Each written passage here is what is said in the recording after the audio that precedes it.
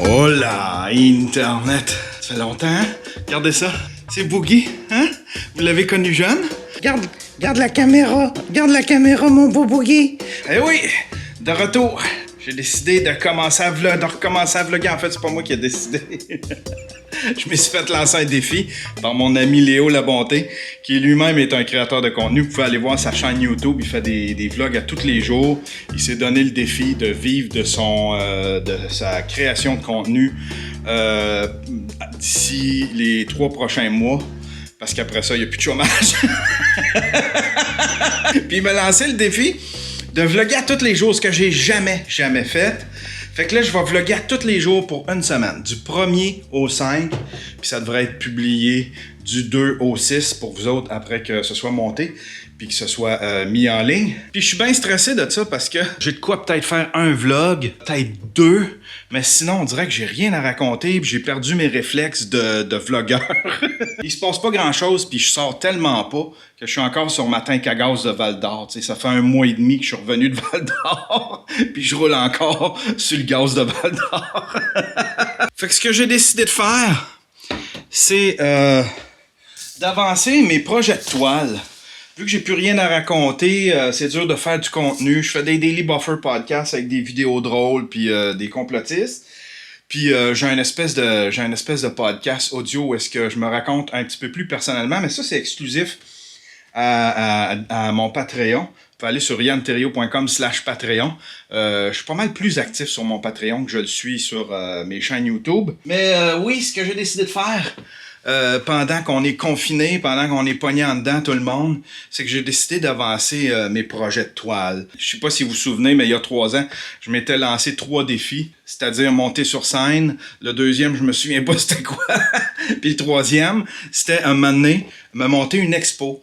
Sauf que je trouvais que j'avais pas développé le style que je voulais avec mes toiles. Fait qu'il y avait rien que je trouvais qui était potentiel pour monter une expo. Mais là, je pense que je touche de quoi. J'ai développé mon style, puis je suis rendu bien pop art, style Beverly Hills qui appelle. Je vais vous montrer mes toiles. J'en ai plein partout. Tiens, je vais commencer par vous montrer. Ça, c'est un fond. Ça, c'est des fonds que je prépare.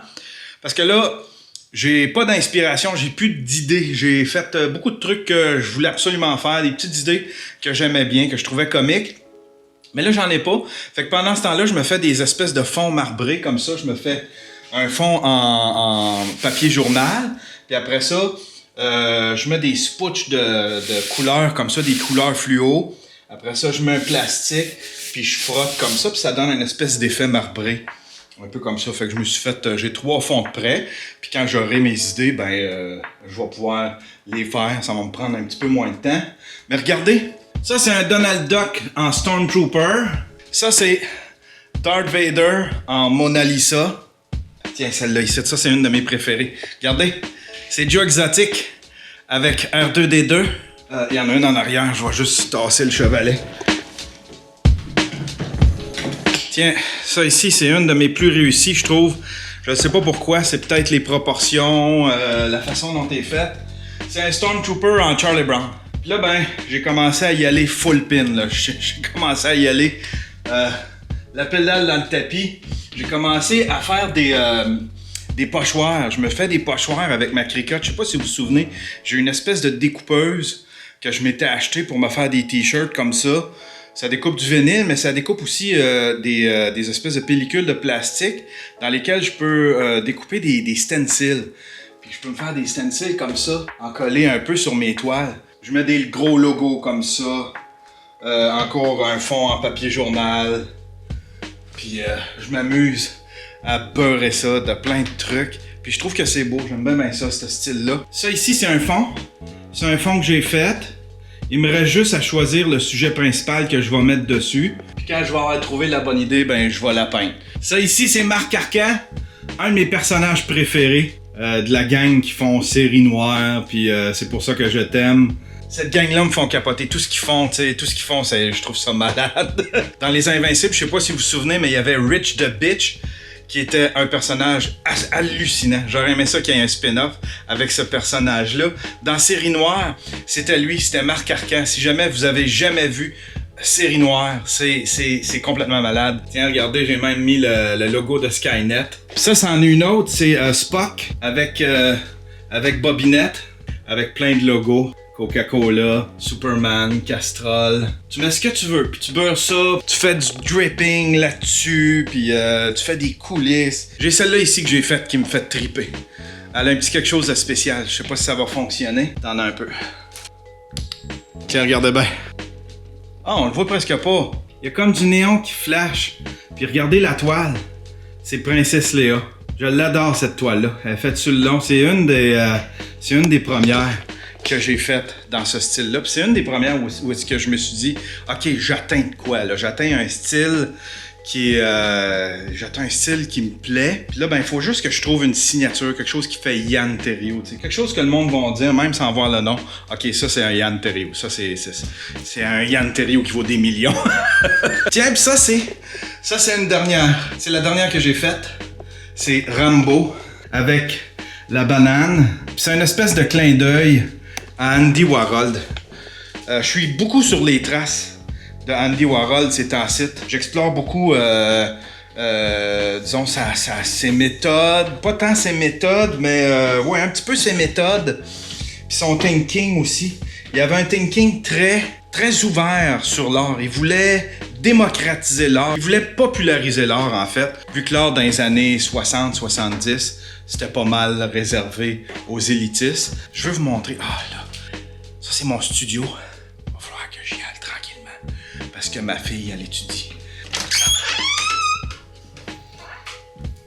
C'est quoi le cours aujourd'hui? On voit tous les poèmes et tout ça en français. Peuvent-tu nous entendre? Ah non? Fait que si je dis You're a fucking bitch! Ok, ils sont pas ici. Il est en boogie. Faut sortir le chat parce que sinon il monte ses claviers puis des fois il débranche nos trucs. Ah oui, c'est titre.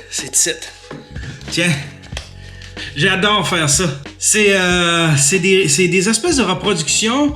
Je sais pas si on peut appeler ça de la sérigraphie parce qu'effectivement c'est fait en série, mais au lieu d'être de la vraie sérigraphie avec une espèce d'encre spéciale pour ça, puis une espèce de râteau là, pour tout étendre ça, ben moi je le fais au pochoir. Je me fais des gros pochoirs comme ça. Comme ça ici c'est Casey, hein? Casey Neistat, mon idole. J'en ai fait, je sais pas combien, j'en ai fait 7-8 je pense. Ça c'est ma face, hein? On air, j'avais le goût d'essayer, c'était pour faire des tests. De toute façon, c'est correct de faire des autoportraits une fois de temps en temps. Hein? C'est comme le selfie des artistes. Puis ça, c'est mon préféré.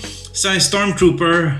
Un Stormtrooper un peu féminin, là. Tout cute. J'aime bien ça. Je me fais un fond. Comme dans le cas ici, j'ai fait un fond turquoise. Là, ben cette image-là, c'est 3 stencils différents.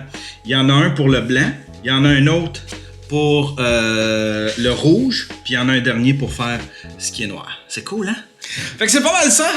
C'est ça le vlog pour aujourd'hui. Ça va être court, hein? Ah, le tatou que tu m'as dessiné. Ah oui, j'ai dessiné un tatou pour ma fille, regardez. C'est beau, hein? C'est beau, hein? Ouais. Elle est rendue pleine de tatous. Ben, là, Ma fille, c'est une bad girl. À quel âge à quel âge ton premier tatou? 15 ans. 15 ans. 15 ans, ton premier tatou? 16 ans. 16 ans. Ben, j'en ai 3, là. Pas de capoter, là. T'as 3 tatous? Oui. Sont où? T'en as un sur la cheville. T'en as un...